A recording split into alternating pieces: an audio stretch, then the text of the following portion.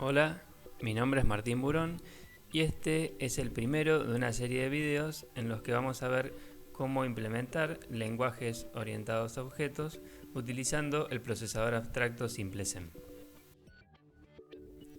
Antes de continuar, quiero agradecer al Dr. Sebastián Gottifredi, mejor conocido como Gotti, por compartir las diapositivas que van a ser usadas durante la explicación de estos temas. Gracias, Gotti. Ahora sí, volvamos a lo nuestro. El objetivo de estos temas es mostrar cómo las construcciones del lenguaje pueden ser traducidas a una secuencia de instrucciones equivalentes del procesador abstracto SimpleSem. De esta forma vamos a poder percibir y describir la semántica de un lenguaje de programación con un mayor nivel de detalle. En particular, desde el punto de vista de la implementación, los lenguajes orientados a objetos requieren cierta infraestructura especial en tiempo de ejecución, y es por eso que nosotros nos vamos a volcar en el estudio de este tipo de lenguajes.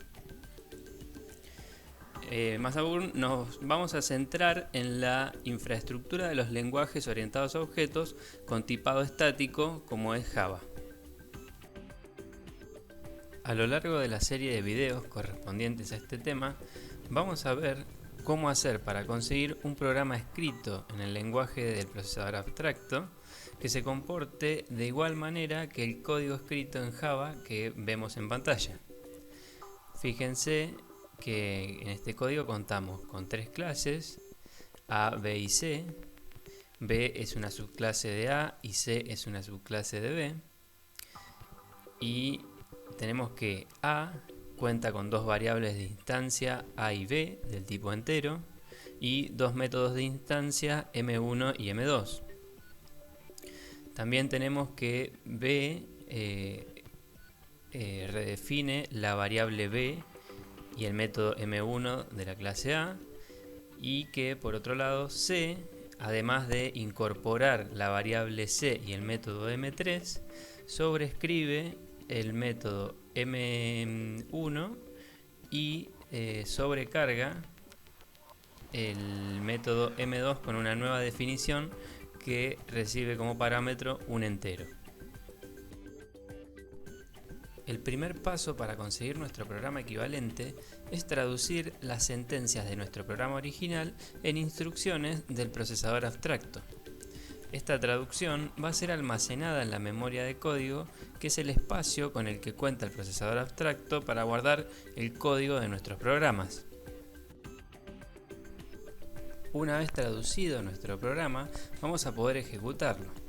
Y como ya habrán visto en la teoría, para poder ejecutar un programa hacen falta otras estructuras de almacenamiento, además de la memoria de código, para poder realizar la ejecución. En primer lugar, vamos a tener la memoria de datos, o lo que va a ser la pila de nuestro programa, en la que vamos a almacenar los registros de activación de las unidades invocadas, es decir, los datos que son necesarios a la hora de invocar un método.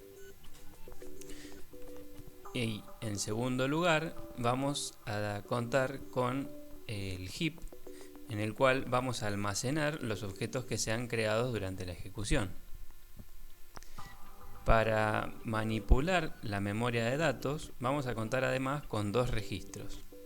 En primer lugar, el registro actual, que va a estar apuntando al registro de activación de la unidad que está ejecutándose actualmente, y por medio de este registro vamos a poder manipular los elementos del registro de activación actual. Estos elementos van a ser, por ejemplo, las variables locales o el puntero de retorno a la instrucción desde cual llamamos al método que invocamos actualmente. Por otro lado, también vamos a contar con el registro libre, que nos va a permitir referenciar a la posición siguiente en donde termina el registro de activación actual, es decir, a la primer celda de memoria libre de la memoria de datos. Y en cuanto a la memoria de código vamos a contar con el registro PC o Program Counter. Este registro lo que va a hacer es estar apuntando todo el tiempo a la próxima instrucción a ser ejecutada. Este registro se va a modificar de forma automática y secuencial cada vez que ejecutemos una instrucción, y nosotros, si queremos, lo vamos a poder manipular a este registro haciendo uso de las instrucciones de saltos condicionales o incondicionales para poder decidir qué parte del código es la que queremos ejecutar. Por último, vamos a contar también con el registro PO, el cual va a estar apuntando a la primer posición de la memoria heap, donde podemos construir un nuevo objeto o estructura dinámica. Para comenzar la ejecución de nuestro programa, se setea el PC en la primera instrucción del método main. A continuación, se carga el registro de activación de main en la memoria de datos y se actualiza el valor de los registros actual y libre. Como ya dijimos, el espacio destinado a las variables locales forma parte del registro de activación de los métodos. Y en este caso tenemos que main cuenta con 3 variables, b, z y w, que por el momento se encuentran sin inicializar. Luego de cada instrucción se va a actualizar el PC y supongamos que luego de la ejecución de varias instrucciones se inicializa B, asignándole una referencia a una nueva instancia de la clase C. Luego se va a inicializar Z con una referencia a un objeto de la clase B y finalmente se inicializa W con el valor 10. Ahora supongamos que como próximo paso de la ejecución de main tenemos una llamada a el método M2 de B pasándole como argumento W. En primer lugar, esto significa que vamos a tener que cargar el registro de activación del método M2int de la clase C, ya que B hace referencia a un objeto de la clase C. Luego de haber cargado el registro de activación, vamos a cargar en el espacio de memoria destinado al parámetro formal asociado a este método el valor que está asociado al parámetro actual, que vendría a ser W. Esto quiere decir que cargaríamos en el lugar asociado a la variable X el valor 10. Acto seguido actualizamos el valor del registro actual para apuntar a la primera dirección del registro de activación de M2. Luego actualizamos el registro libre y finalmente ejecutamos un salto incondicional para hacer que ahora el PC apunte a la primera instrucción del método M2int de C. Y ahora podríamos continuar con la ejecución de este método. Así como analizamos lo que pasa al invocar un método, recuerden que el objetivo de realizar esta traducción es poder analizar con un mayor nivel de detalle la semántica de cada una de las construcciones del lenguaje. Ahora, supongamos que como parte de la ejecución de M2, el objeto que recibió este mensaje debe invocar al método M1.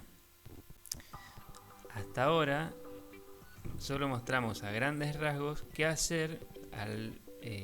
cosas teníamos que hacer cuando debíamos realizar una llamada de este tipo. Sin embargo, no vimos puntualmente cuáles son las instrucciones con las que debemos traducir este proceso de invocación. Además, ahora contamos con distintas versiones del método M1, ya que cada clase tiene su propia implementación. Entonces, ¿cómo vamos a hacer para traducir el hecho de poder decidir cuál va a ser el método que queramos invocar dependiendo de cuál sea el objeto que invocó este método? Más aún, tampoco hablamos puntualmente de cómo debían ser representados los objetos en memoria, ni de cuál va a ser la estructura con la que estén representados los registros de activación. Por lo tanto, para poder realizar las traducciones, además de ser necesario conocer el funcionamiento del procesador abstracto, es necesario poder resolver todos estos interrogantes que nosotros los vamos a ir respondiendo en los próximos videos.